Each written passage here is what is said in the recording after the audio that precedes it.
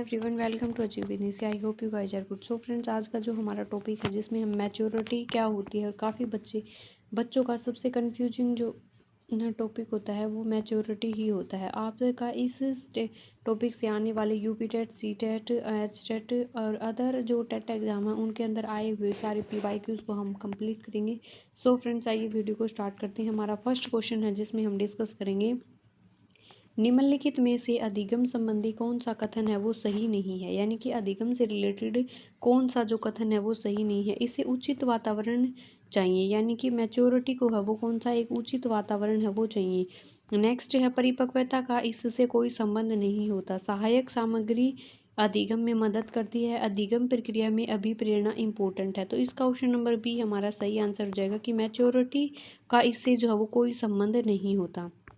कि अधिगम है, इसमें नहीं वाला कथन है वो पूछा है। तो मैच्योरिटी में आपको लोगों को पता है, मैच्योरिटी के लिए और अधिगम के लिए उचित वातावरण चाहिए। एक सहायक सामग्री जो अधिगम के अंदर हेल्प करती है, मदद करती है। हरियाणा टेट के अंदर पूछा हुआ ये क्वेश्चन है। अधिगम प्रक्रिया में अभिप्रेरणा है वो काफ़ी इंपॉर्टेंट जो वो होती है। अधिगम तभी सुचारू रूप से हो सकता है जब उचित वातावरण अधिगम सामग्री हो। बालकों में अभिप्रेरणा ग्रस्त विद्यमान होगी और बालक अपने आयु के हिसाब से परिपक्व हो सकते। ऑप्शन नंबर बी हमारा सही आंसर हो जाएगा। नेक्स्ट है, परिपक्वता का एक उदाहरण है कि जब बालक सीखता है। तो जब बालक सीखता है तो वो क्या करता है। तो ऑप्शन नंबर डी, वो चलना क्या है, सतत। यानी कि जो परिपक्वता होती है, जो मैच्योरिटी होती है, वो एक कॉन्टिन्यूअस प्रोसेस होती है जिसके अंदर विकास के अनुभव के फलस्वरूप वो है आती है। परिपक्वता का एक उदाहरण यह भी है कि जब बालक चलना सीखता है तो प्रारंभ में वह क्या करता है, धीरे धीरे चलता है और बाद में जो जैसे जैसे उसके एक्सपीरियंस होता जाता है उसके चलने की गति है वो काफ़ी तीव्र होने लगती है। तो यानी कि इसमें एक्सपीरियंस का काफ़ी इंपॉर्टेंट रोल प्ले करता है। Sorry guys. अधिगम एवं परिपक्वता के संबंध में निम्न में से कौन सा कथन है ये सही है। तो आप लोगों को बताना है लर्निंग और मैच्योरिटी जो है इसके ऑप्शन के अकॉर्डिंग कौन सा आंसर है वो सही है। यदि मानव विकास केवल परिपक्वता से होता तो मनुष्य केवल निम्न स्तर तक ही रह सकता। वंशानुक्रम स्वभाव सीमाओं के कारण बालक एक निश्चित सीमा से आगे तक विकसित जो है वो हो सकते हैं। नेक्स्ट है, बालक विकास की दृष्टि से जब सीखने के लिए तैयार नहीं है तब वे अधिगम प्रयास के द्वारा जो है वो सीख सकते हैं। बालक की अंतर्निहित जो शक्तियां हैं उसके बिना समझे विचारे विकसित करने के लिए प्रोत्साहित जो है वो करना चाहिए।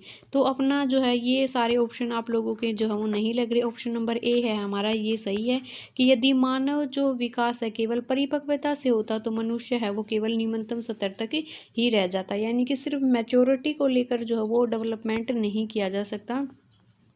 अधिगम और परिपक्वता दोनों ही तत्व मानव विकास के लिए महत्वपूर्ण कारक हैं, लेकिन अधिगम की अनुपस्थिति में परिपक्वता मानव जो विकास है उसको असंतुलित कर देती है। मानव केवल निम्न स्तर बाद बोध स्तर तक ही क्या रह जाता है, सीमित है वो रह जाता है। नेक्स्ट, निम्न में से कौन सी जो विशेषता है वो परिपक्वता को अधिगम से अलग करती है। यानी कि कौन सी विशेषता है जो परिपक्वता को अधिगम से क्या कर देती है, सेपरेट कर देती है। यह एक स्वाभाविक प्रक्रिया है, यह अभ्यास पर निर्भर करती है, यह प्रेरकों पर निर्भर करती है और यह जीवन पर्यंत चलने वाली प्रक्रिया है। तो परिपक्वता को अधिगम से क्या जो है वो अलग कर देती है कि यह जीवन भर चलने वाली प्रक्रिया है। यानी कि क्या है हमारा जो आंसर है आप लोगों का ऑप्शन नंबर ए है ये सही हो जाएगा कि यह एक स्वाभाविक प्रक्रिया है, परंतु अधिगम एक उद्देश्यपूर्ण प्रक्रिया। यानी कि लर्निंग जब भी हम करते हैं, अभी अगर आप ये क्लास देख रहे हैं तो आपका उद्देश्य क्या है कि आपका उद्देश्य है एसटेट क्वालिफाई करना, सीटेट, यूपीटेट, कोई भी टेट एग्जाम क्वालिफाई करना। तो अधिगम जो है हमेशा क्या होती है, उद्देश्यपूर्ण प्रक्रिया होती है, ये एक स्वाभाविक प्रक्रिया है वो नहीं होती। नेक्स्ट है, सामान्य परिपक्वन से पहले प्रशिक्षित करना प्राय सामान्य कौशलों के निष्पादन के संदर्भ में बहुत लाभकारी होता है, कुल मिलाकर हानिकारक होता है। दीर्घकालिक दृष्टि से लाभकारी होता है। लाभकारी हो या हानिकारक यह इस बात पर निर्भर करता है कि प्रशिक्षण में किस प्रकार की विधियों का प्रयोग है वो किया गया है। तो ऑप्शन नंबर डी हमारा जो है वो राइट आंसर हो जाएगा, क्योंकि जो सामान्य परिपक्वन से जो प्रशिक्षित करने का अभिप्राय है वो किस पर? विधि जो साधन होते हैं, जो लक्ष्य होते हैं, उनका क्या करता है? निर्धारण करता है। परिपक्वता का संबंध है विकास से, है वृद्धि से, सृजनात्मकता से, रुचि से। तो विकास से, विकास जो है वो मैच्योरिटी है वो किसके? विकास के अंदर होती है, यानी कि शारीरिक रूप से परिपक्वता की ओर अग्रसर होती है। नेक्स्ट है विकास का वही संबंध परिपक्वता से है जो उद्दीपन का किससे है? प्रतिक्रिया से है। किससे है?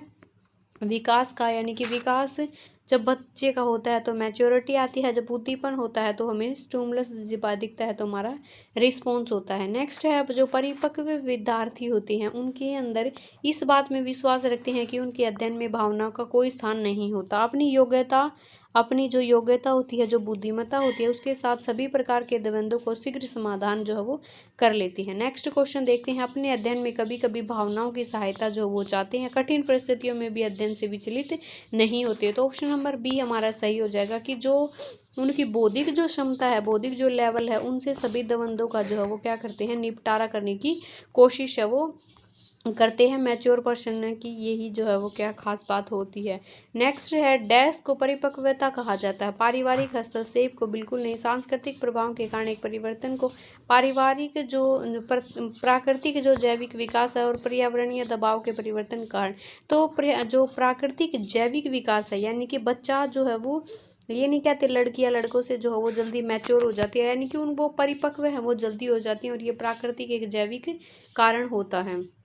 जैविक परिपक्वता का संबंध अब किसी को समझ में नहीं आया तो वो यहाँ देखिए, परिपक्वता उन परिवर्तनों को इंगित करती है जो एक निर्धारित क्रम का अनुसरण करते हैं। प्रावधान ये उस आनुवांशिक रूप से सुनिश्चित करते हैं जो हमारी संवृद्धि एवं विकास में सामान्यता उत्पन्न करते हैं। सामान्यता जो प्राकृतिक जैविक विकास को परिपक्वता है वो कहा जाता है। कौन से विकास को?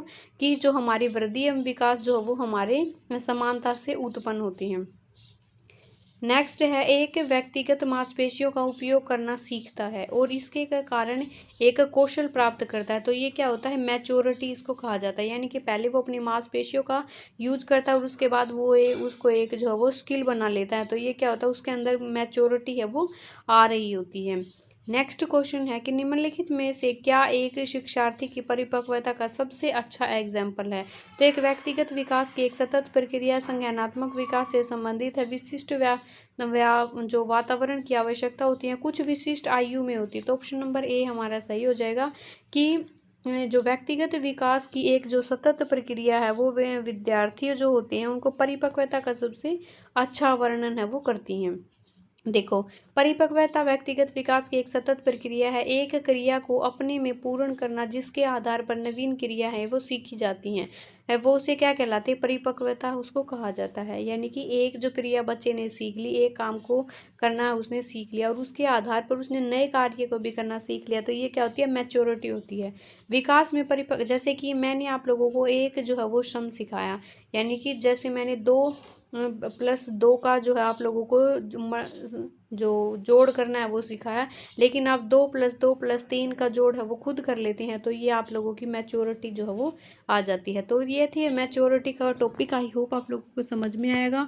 नेक्स्ट क्लास में हम डिस्कस करेंगे विकास को प्रभावित करने वाले जो अलग अलग कारक होते हैं, जैसे परिवार है, समुदाय है, विद्यालय है, संचार माध्यम है। ये सारी चीज़ें जो है वो क्या करती हैं? विकास को प्रभावित करती हैं। तो इसको हम नेक्स्ट क्लास में डिस्कस करेंगे। इसके लिए चैनल को सब्सक्राइब कर लो, बेल नोटिफिकेशन को जरूर से प्रेस कर लो।